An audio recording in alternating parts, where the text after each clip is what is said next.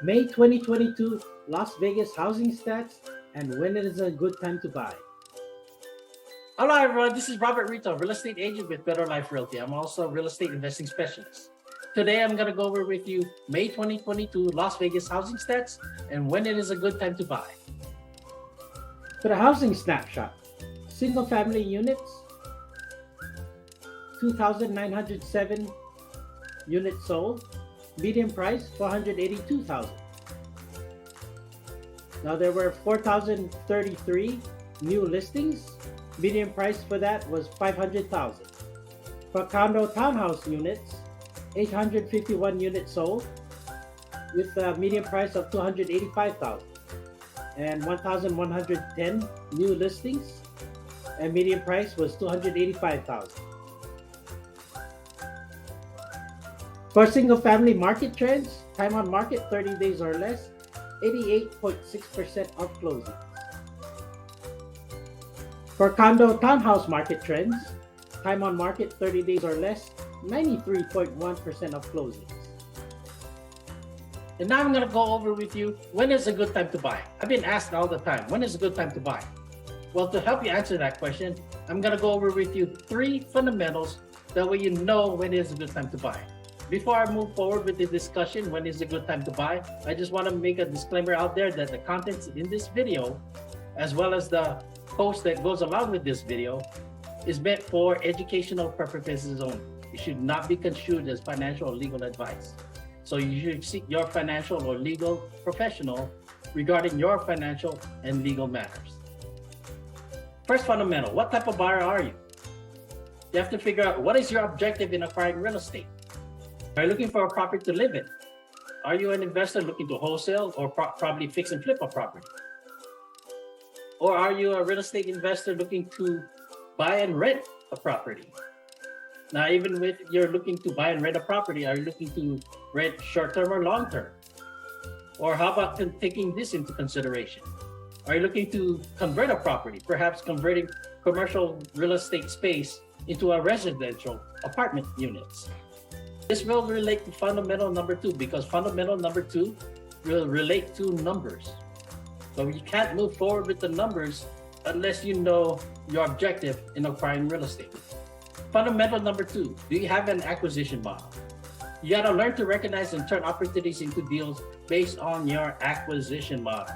Now, before I dive into residential homes that you're looking to live in, let me explain about the real estate investing side. That way you understand about acquisition models, because there might be different acquisition models for different investors. So say, for example, the acquisition model for a wholesaler, if you're looking to wholesale properties. And by the way, these investing strategies that I talked about here today is for introductory purposes. I know there's courses out there that can cover this more in depth. I can go, even in these videos, I can go hours, weeks, even months regarding each of these investing strategies. So just kind of keep in mind, in this video, it's more of an intro into these investing and how does it apply in acquisition model and how does it apply to when is it a good time to buy. So now a wholesale deal, let me briefly explain to you about wholesaling. If you're a wholesaling property, you're basically putting a property under contract and flipping that contract to someone else. And say, for example, based on the model, certain investors on a wholesale might have a different model. So for example, if there's after repair value of 400,000 on a property, and for a wholesale to make it a deal, not an opportunity, to make it a deal, the wholesale investor might be looking at 70% from its after repair value. So you might be looking at, hey, is there a property that's after repair value is 400,000 where I can get the property under contract under about, say, 280,000. Now as you can already see, you may not be able to find these on listings such as through the Realtors multiple listing service or even at Zillow or for sale by owner. Be diamond in the rough in this market, but there is opportunities out there. In my previous video, I covered about some of the other fundamentals in acquiring real estate. For these investors, they're looking for distressed, motivated, and flexible home sellers. Now, and based on the acquisition model, Is it gonna fit in your criteria? What if the home seller is willing to give you the property at 300,000 instead of 280? Do you have the acquisition model to be flexible to accept that offer? Or are you solid in the acquisition model and say, hey, it's not gonna be a deal for me if I get the property at 300,000 versus 280,000. So you have to know your acquisition model. You got to know your numbers. That way you know it's a good deal or not. For investors out there, you've probably seen these cases too, where they say there's a wholesale opportunity, but when you look at the numbers, you're like, that's not a wholesale deal, right? Again, it's all based on the perspective of the investor. Fix and flip, what we call rehabbers, might have a different business model, because for a fix and flip person, their acquisition model will also be based on how long they need to hold the property for to fix it up, then list it again for sale. They also have to fit in the acquisition model, how long will they hold the property for to repair it, and then how long will they need to have from listing the property for sale to where it's going to be sold. So again, they have a different business model for that. You might also have a different acquisition model if you're buying and renting the property. So again, if you're buying and renting property for the sake of argument, you need to get financing. So the numbers has to make sense to where your rent cost, your rent amount the amount you're going to rent the property for will cover your mortgage, the maintenance costs, and other fees that goes along with it. So if it doesn't fit that criteria, based on your acquisition model, you're gonna have to say, hey, that's not a good deal. So again, it's based on perspective and based on the numbers. Now, going back to if you're buying your home to live in, yes, there is an acquisition model. You may not have realized it. There is an acquisition model. Consider this. In your acquisition model, if you're planning to buy a home to live in, your acquisition model could be your purchasing power. Are you able to buy that home?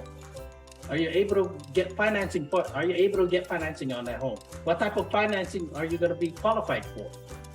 So say, for example, based on your acquisition model might comprise of your credit history, your credit, your income earnings, whether from employment, self-employment, or whatever income you're getting it from, perhaps income from your investments.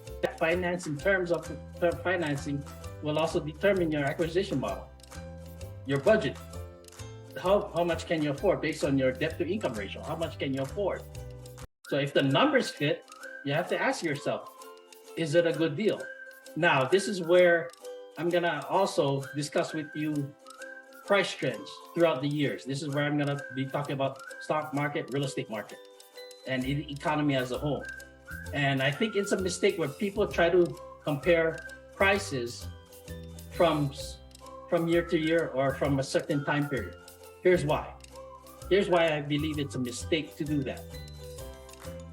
Because I see investors a lot, even investor side, saying, oh yeah, I wish I could buy this property for this when it was this. So say, for example, now I can't share with you some information that I got online because of copyrights and all this, but you can research yourself and you'll see from 1930 to present date, you'll see a trend, even from the stock market, even from the real estate market, you'll see a trend. Values always goes up in value. There's historical, you can look at those historical trends. Properties will always go up in value, right? You can always make that argument. Yes, market goes up and down in a market. You can always find a deal in an up market, in a down market, the market that's stagnant. You can always find deals, right? There's always opportunities in any type of economy. And by the way, that dollar used in 1930 is different than the dollar used today to purchase a property. As you can see, the news, housing prices are going up. Why is it going up?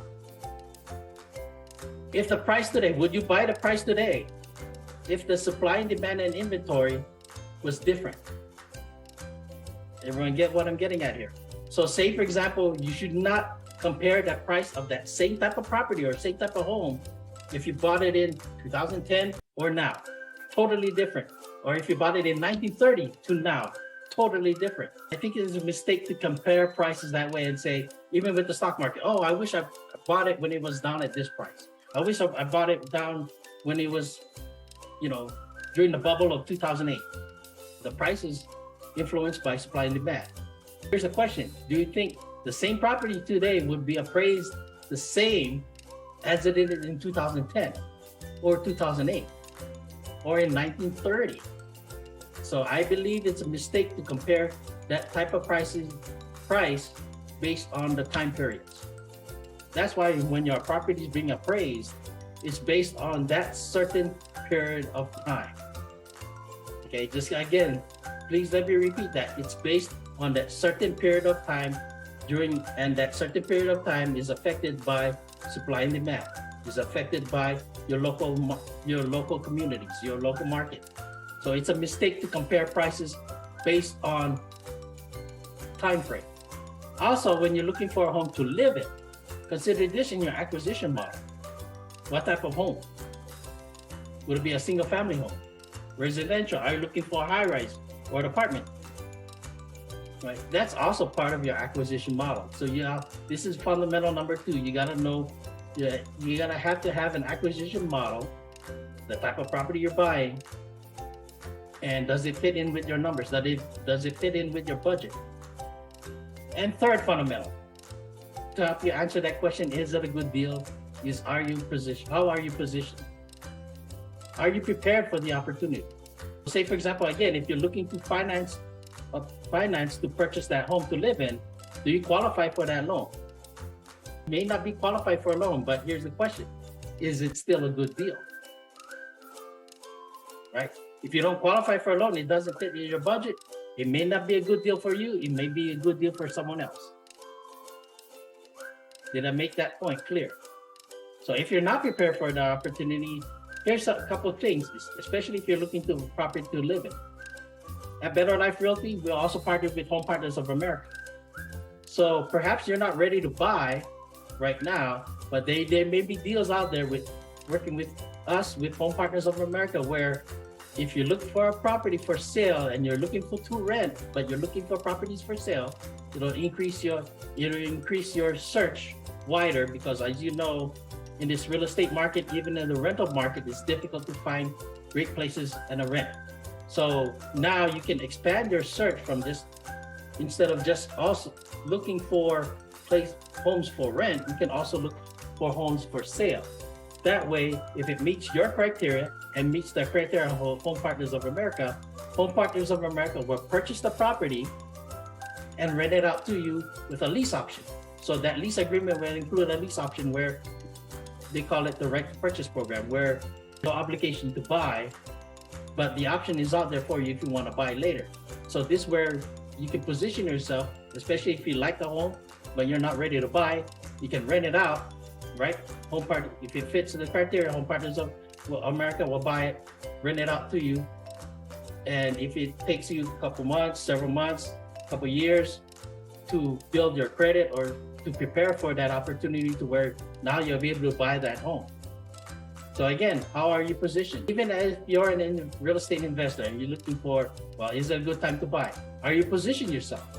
So say, for example, if you're a fix and flip rehabber, do you have the team already ready to go? So that way, when you acquire the property, you already have a certain time frame that we say, I'm gonna fix the property up in 2-3 weeks, then list it on the market again. So do you already have that team available? That way it fits your acquisition model again. Because if you don't have that team of professionals, say for example, you don't have a general contractor, you don't have plumber, electrician to fix or repair the property, your acquisition model may be gone, where your profit margins may be at stake. So things like those you also have to consider.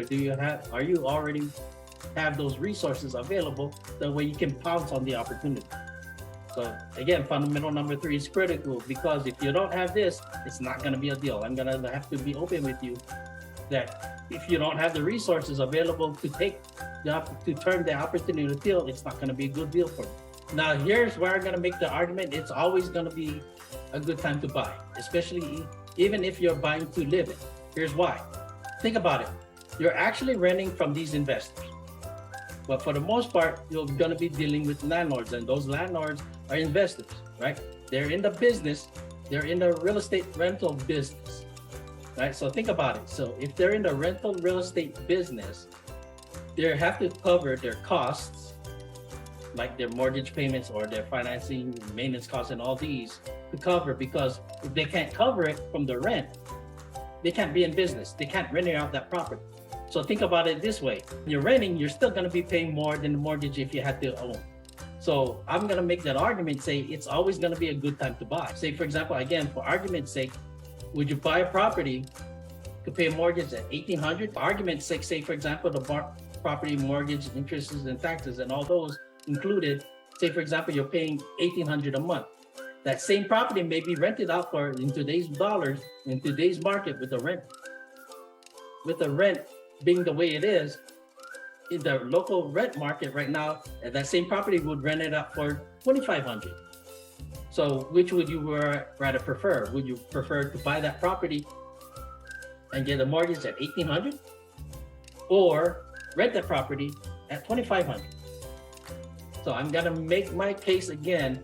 My case again is, it will always be a good time to buy versus rent. Now, there's you're gonna have to also consider advantages and disadvantages, because again, when you're purchasing a property, there's somewhat a long-term commitment versus renting a property where the commitment could be based on the lease. It could be at least a 1-year lease or at least a couple-year lease that you're locked into that deal, versus a home where you're already making a promise to the lender, especially for financing the property, to where I promise to finance this property and pay off the finances in 30 years time or in 15 years time. It depends, which financing model you go by. But I'm gonna make an argument that it's always gonna be a good time to buy, regardless if the real estate market is up or down. So I hope these fundamentals that I went over helps you answer the question, is it a good deal? When is a good deal to buy? Now, I hope I did explain those fundamentals. If not, please give me a call. We can discuss offline. But I just want to point out, as a real estate investing specialist, we're also looking to partner nationwide, not just here in Las Vegas, Nevada, but we're also looking to partner nationwide. And these real estate investing opportunities, you can get $10,000 to $15,000 over full market value offer of your home guarantee. So again, if you want to learn more, give me a call. Real estate investing specialist, 702-763-2734. Also, if you want to learn more about the Home Partners of America Right to Purchase program, and you're here in Las Vegas, please contact me, Robert Ritua, real estate agent, certified home partners agent, 702-326-8763. Now, I hope you like the information I shared with you today. If you like this video, please click on the link below and share. And don't forget to click the subscribe button. That way you don't miss any important information like this that I make for you. Happy house hunting, everyone.